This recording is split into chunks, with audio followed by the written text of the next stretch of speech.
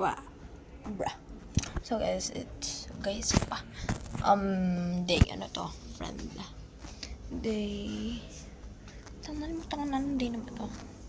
45. Grabe, it's been 2 weeks since nag-aral ako. Bakasyon pa namin yun. Ngayon na, regular class na namin sa Tuesday. Yes, regular class na namin sa Tuesday pa because nakapasok ng Monday. Kasi online activity namin yun. Excuse me. So yun, wala pasok every Monday, which is good. Pero sana everyday na lang, diba? Pero nantok na ako ngayon.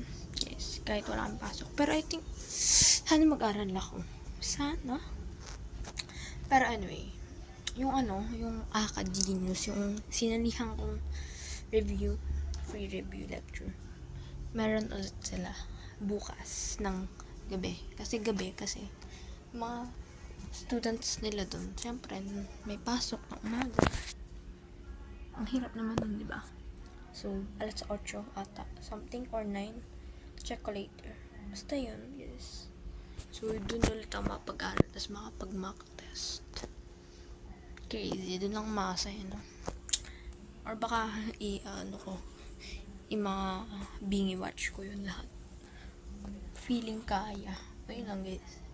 Ng friends, day 45.